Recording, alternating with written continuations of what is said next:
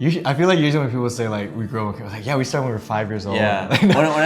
When people say you grew up on camera, I think that they're like child stars or something.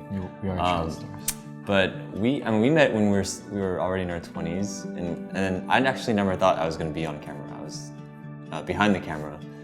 You were more in front of the camera. Yeah. And because of the nature of YouTube, I guess, because of the audience wanting to see the creators as personalities themselves, we kind of had to, like Ted and I had to step in front to be on camera too. But how does it feel? Still awkward. Like you and Ted definitely like came out of your shells, like, you know, over the last... We hatched into... over the progression of the last like 10 years. But I think because there's the three of us, we can kind of bounce off each other, and it's been fun. When we first started, our parents were, I guess my parents were a little bit more skeptical, especially since this job didn't exist. YouTube wasn't what it is now. I mean, like now my dad watches more YouTube than TV, so I think he gets it. But you know, when we were first starting, you know, in 04, 05, 06, like it's like, where is this going? My mom thought like that we were gonna get sued like every other day. She's like, you guys are gonna get like hacked and people are gonna like steal all your money. You know, like Asian mom worries. So there was a long time where, you know, every time I called my dad, he's like, hey, you should just go do law school. It's so easy. Law school is not easy. But he's like, oh, it's the best job. All you get paid to read. And I'm like, no, Dad, like, I can't do that. So it took a long time for us to prove to them that we were really serious about this. And now, you know, they actually tell me like, you know, you're working too hard, like, you know, you're not sleeping enough, or they're worried that they're saying that we should slow down. I think with most Asian parents, when you want to tell them you want to go into the arts or something that's not traditional, they sometimes think it's like maybe, well, first of all, it's they don't understand. I think maybe the industry as well, so there's a little bit of an education process that you need to like be patient with them. And also I think they just might think it's easier, and so they think that you're just copying out or whatever. So you need to prove to them that no, you're taking it really seriously, and that, you know, you're working very, very hard to make this possible. And I think once they see that, oh, they're not just doing art as a major to slack off, oh, I guess this can be serious. So there's always, with that generation gap, cultural gap, you just have to educate them a little bit and be patient with each other. If I had some advice to give, you know, younger people or just anyone that's trying to get into this business now, well, first of all, I feel like our side of the business is very different from maybe other people that you've been interviewing that are in like the more mainstream world. Although YouTube is very quickly becoming, you know, part of that mainstream world, but for YouTube, it's a much different world. It's a lot more like, you know, on you yourself to go out and create and produce and network, and so it's very challenging, especially now when YouTube is as widespread and as popular as it is. Like, there's so much noise. It's hard to kind of get through, you know, all the videos that are out there now. So my encouragement would just be to, you know, stay dedicated to it. It takes a lot of time. I mean, even for us to get, you know, we've been doing this for 10 years, you know, and I think a lot of, you know, young people, they start YouTube with an expectation already of like, oh, I need to be a YouTube star, otherwise there's no point.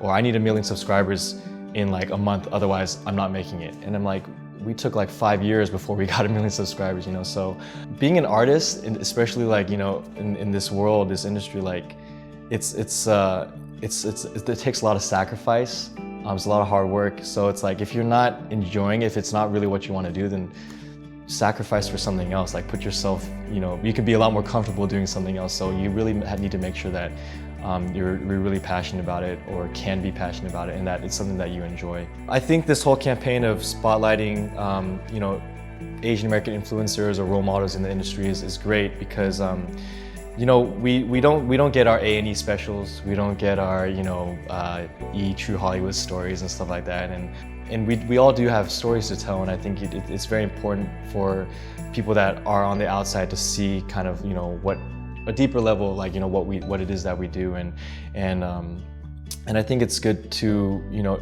show maybe younger kids or people that want to get into it, like, you know, where we came from, and that there are people that are able to do this, you know, with some degree of success. You know, there's so few of us that are out there, and it's also really important to inspire. Hopefully, these can inspire other people to be like, hey, maybe I can do this too, because, you know, it shouldn't end with Wong Fu Productions. Like, hey, okay, we're the last YouTube filmmakers, whatever, to do this. Like, there needs to be, you know, 10 other people, 100 other people that say, hey, I want to try and do that too, because we need to keep it going. That's what a movement is, right? It's not just one step. It has to be continuous steps. So we need more people to be entering this space. We need new faces. We need new talent.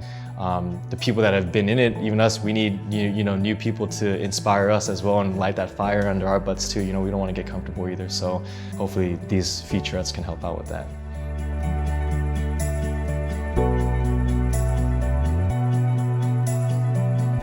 Hey guys, so as I was telling you before, Hello? Yo, Ryan, this is Randall. Randall who? Of Randall Park. I know you didn't ask, but I came up with some nicknames for you. Yellow Mamba, Sriracha. But it'll be like Sir Racha. It's my neighbor, Jessica Gomes. You mean Australian, Portuguese, Chinese, Sports Illustrated swimsuit model Jessica Gomes? Whenever she comes by, it's like bubble guts. Hey, Steven. Hey, well, hold on, I'm on the phone, so.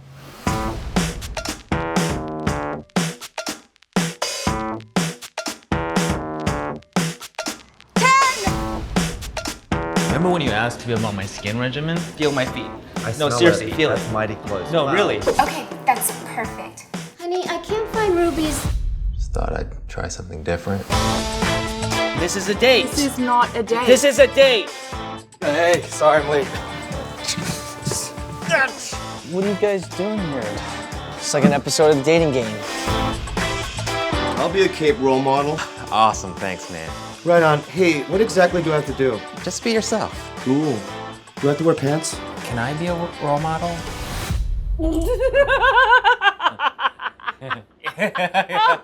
That's a good one. I'm serious, but okay.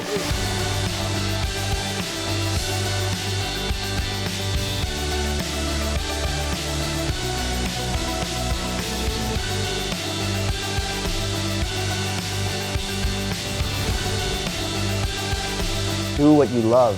It is super cliche, but I went through it. I went to college originally for nuclear medicine. Yeah, right? No, people don't even know what that is. Every time I call my dad, he's like, go do law school. It's so easy. Law school is not easy, man. Like, I can't do that. My mom, she wanted me to be a doctor, of course, but deep down, my passion was always art. We need to be more proactive. Asians need to step up. I mean, it's time. I'm Lisa Ling. You have to check out this campaign. It's at im-campaign.com.